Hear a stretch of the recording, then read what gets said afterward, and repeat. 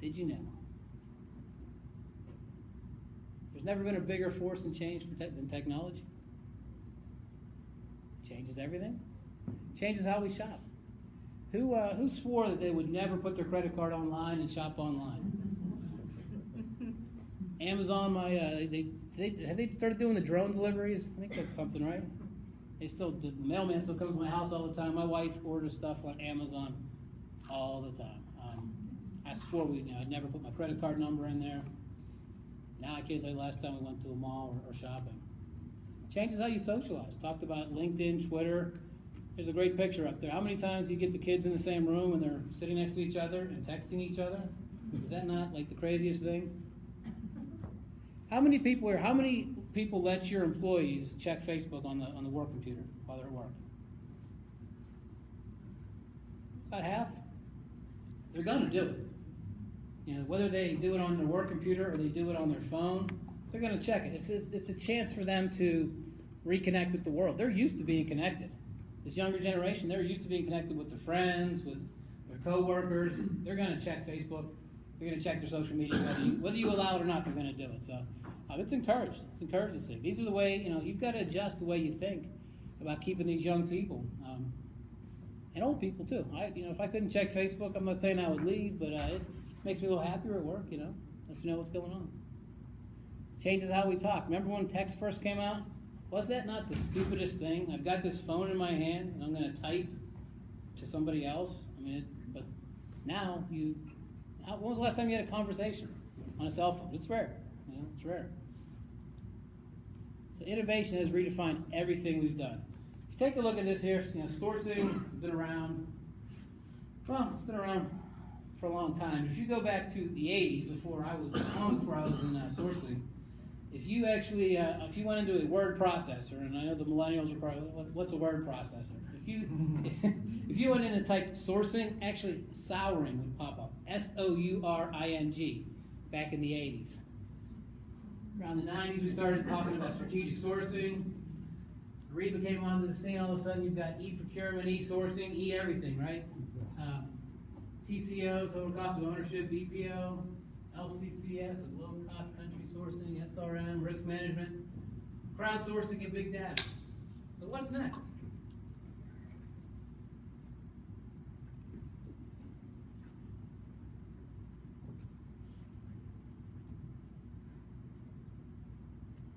So back in the old village days, there were, we talked a lot today, I heard collaboration. In the olden times, years and years ago, there was more of a collaborative effort. There were fewer people in power. There had to be fewer people in power because everybody was out working in the fields or doing their job. Everybody contributed. Lessons were passed through mentorship. Privacy disappeared and everyone knew everyone. The new era, organizations are leaner, flatter. How many teams of ones have I heard today? We're allowed to hire one person. These companies, you guys in the room, smaller, leaner, do more with less. I'm sure you've heard that before, right? So what are the leading edge trends that will continue? My boss, Dawn, I mentioned her a lot today. Her passion is that the procurement will have a seat at the executive table. She wants the CPO to report up to the CEO. It's that important. There's no reason they shouldn't. We're talking about hiring and training and maintaining people. Back in the old times before I was around the procurement, who went into procurement back then? Didn't have anywhere else for somebody, you put in procurement, right? I've heard that before. They were called buyers. You were pretty much told what to buy, right? Everybody in procurement today, you have to have some degree of salesmanship, whether it's negotiating with a supplier, whether it's selling up the chain to a new initiative you want to do. You've got to have some degree of salesmanship. It's not like it used to be. This is a fun time to be in procurement. I told you I'd never heard of procurement 2 years ago or didn't know what it was. This is a really cool time to be in procurement. These are innovative times. There's a lot going on. At Ariba Live, when I went to that event, there is so many things on the horizon that are just, it's going to change so much in the next year, 18 months. It's not going to stop. It's going to keep changing. If you don't like change, you're probably in the wrong field. It's going to change daily, weekly, monthly. And Dawn told me that. She said, if you like the status quo, you're in the wrong job. You're going to learn something and be done a different way, fairly soon.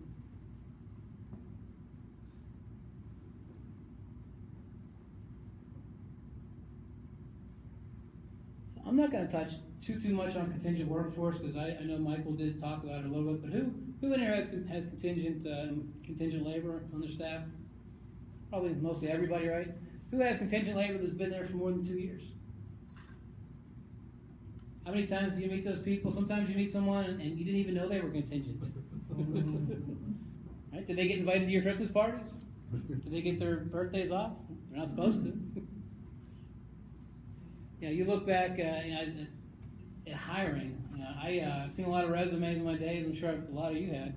It used to be, it's totally flipped. It used to be if somebody was at the same job for 7, 8 years, hey, that guy's stable. That's a good candidate. Now it's, what's wrong with him? He was there for 7, 8 years.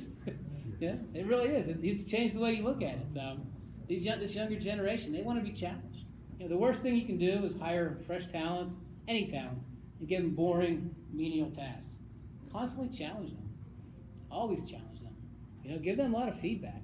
This new generation, they love to rate things. They love to be public about it. They will post on, on Glassdoor. Anybody use Glassdoor? Anybody ever put their name on Glassdoor?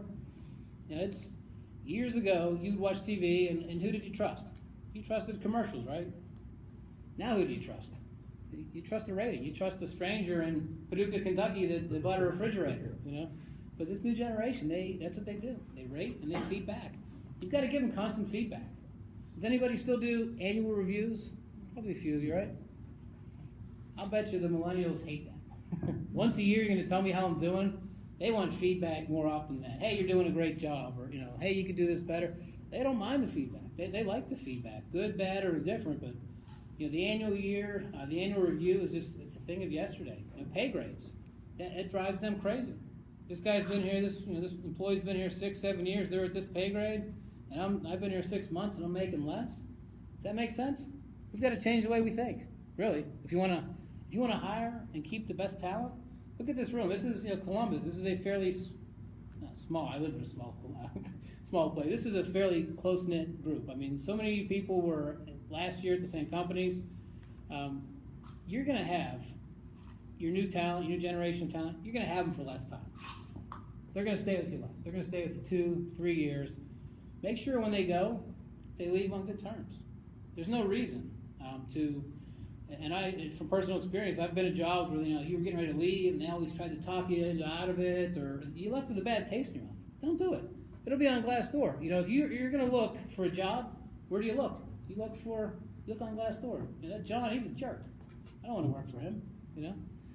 Has anybody ever Googled themselves? It's a little egotistical, but do it. See what's out there. Those millennials that leave you, chances are they're going to come back. They may go to a different department and come back. They may go to a different company, but wherever they go, they're going to take that experience with them. You don't want someone that worked at Huntington going to Abercrombie and Fitch and it was terrible there. No, you don't want that. Encourage them.